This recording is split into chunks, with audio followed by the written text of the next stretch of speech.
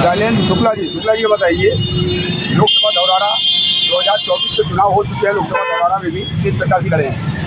24 में क्या लग रहा है, देश की बागडोर किसके हाथ में जा सकती है? ये धौरारा की बात आप कर रहे हैं।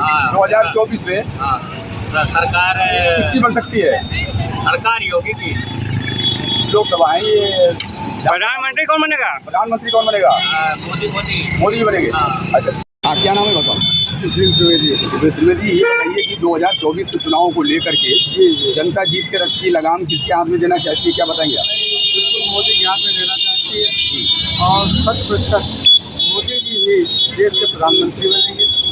धौरारा लोकसभा, गिरी लोकसभा, सराउंडिंग जितने भी हमारी लोकसभाएं हैं उससे भारतीय जनता पार्टी जीतने जा रही है। लेकिन इंडिया अलायंस सामने ताल ठोक रही है। कोई फर्क नहीं उससे पड़ने वाला है। जनता विकास कार्य देख रही है, चारों तरफ देखिए आप, बढ़िया हाईवे चल रहा है, रोडें बन रही।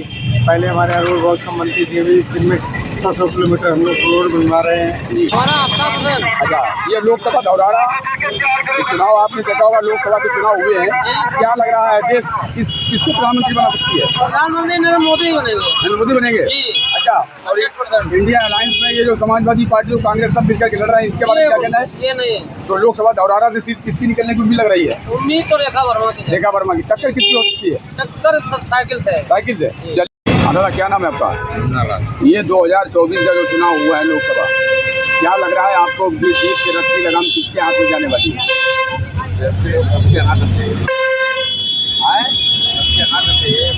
नहीं, हम ये जानना चाहते हैं कि आखिर 2024 के चुनाव में प्रधानमंत्री जनता किसे बनाना चाहती है? गठबंधन बनेंगे। गठबंधन। अच्छा, ऐसा क्यों?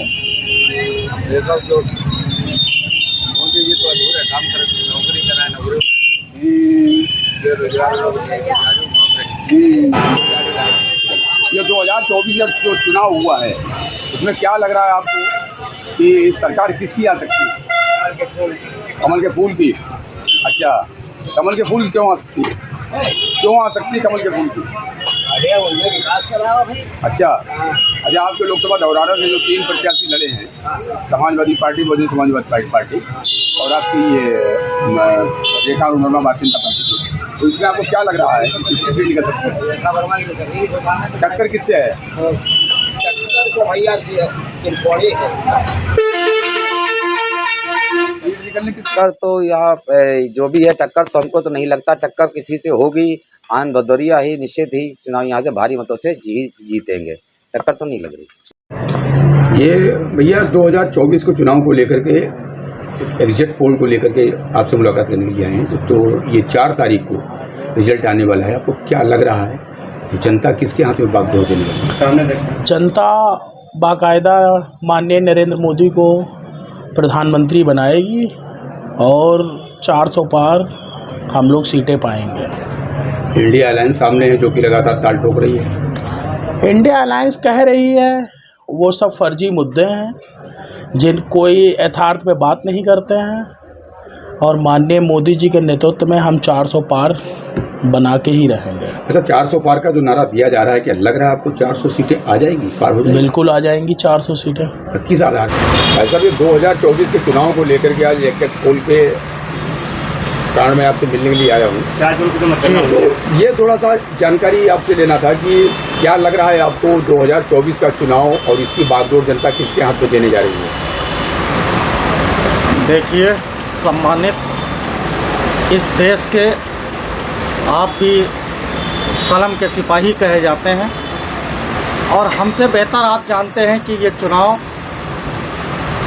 क्यों अहम है। ये चुनाव इस देश के लिए, इस देश के भविष्य के लिए और हमारे आने वाले बच्चों की पीढ़ी के लिए बहुत ही अहम है। ये चुनाव राष्ट्र का चुनाव है और ये चुनाव हमारे हिंदुस्तान को, हमारे भारत को विश्व में एक नई पहचान, एक नई ऊर्जा प्रदान करने का चुनाव है। और इस चुनाव में माननीय नरेंद्र मोदी जी